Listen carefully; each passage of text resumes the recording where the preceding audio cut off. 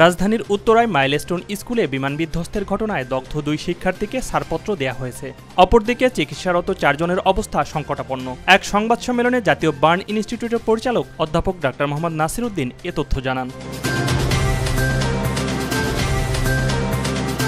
জলবায়ু পরিবর্তনের ফলে সমুদ্রপৃষ্ঠের উচ্চতা বৃদ্ধি পেয়ে বাংলাদেশের 1/3 পানির নিচে চলে যাবে বলে জানিয়েছেন পরিবেশ, বন ও জলবায়ু পরিবর্তন উপদেষ্টা সৈয়দা রিজওয়ানা হাসান।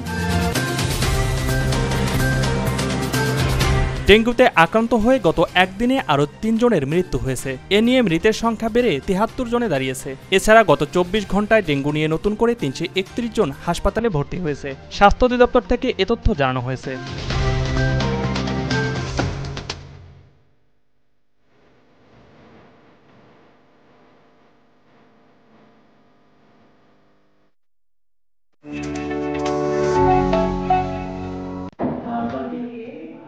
চট্টগ্রামে অনুষ্ঠিত হল জুলাই পুনর্জাগরণের সমাজ গঠনে লাখো কণ্ঠে শপথ পাঠ অনুষ্ঠান।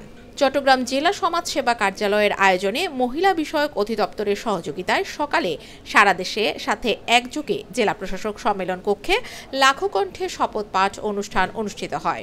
ঢাকা থেকে ভার্চুয়ালি প্রধান অতিথি হিসেবে যোগ দেন সমাজ কল্যাণ ও মহিলা বিষয়ক মন্ত্রণালয়ের উপদেষ্টা শারমিন এস মোর্শিদ। এতে সভাপতিত্ব করেন চট্টগ্রামের অতিরিক্ত জেলা প্রশাসক সার্বিক মোহাম্মদ কামরুজ্জামান। এতে মন্ত্রণালয়ের সচিব সহ ঊর্ধ্বতন কর্মকর্তারা বক্তব্য রাখেন। শপথ অনুষ্ঠানে চট্টগ্রামের বিভিন্ন শিক্ষা প্রতিষ্ঠানের শিক্ষক শিক্ষার্থী, সমাজসেবা ও মহিলা অধিদপ্তরের কর্মকর্তা কর্মচারী সহ বিভিন্ন প্রতিষ্ঠানের কর্মকর্তা কর্মচারীরা অংশ নেয়।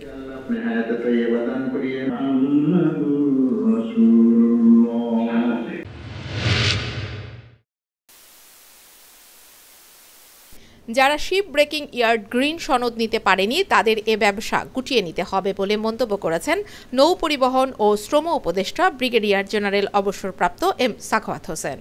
দুপুরে চট্টগ্রামের সীতাকুণ্ডে KSRM শিপ ব্রেকিং ইয়ার্ডের জাহাজ পুনঃপ্রক্রিয়াজাত কার্যক্রম পরিদর্শন শেষে তিনি কথা বলেন। এ সময় নৌ উপদেষ্টা জানান, হংকং কনভেনশন নীতি অনুসরণ করায় চট্টগ্রামের 16টি ship breaking yard green shipyard সনদ পেয়েছে। পাইপলাইনে আছে আরও কয়েকটি প্রতিষ্ঠান, তবে বেশিরভাগ ইয়ার্ড এখনও অনুসরণ করতে পারেনি নিয়মনীতি। এর আগে সকালে শিপইয়ার্ড কর্তৃপক্ষের সাথে বৈঠক করেন তারা। এ সময় তারা এ খাতের নানা সমস্যার কথা উপদেষ্টার কাছে তুলে ধরেন। পুরো শিল্পটা স্যার একদম ব্যাকওয়ার্ডে চলে যাবে। এখানে অনেক ওয়ার্কার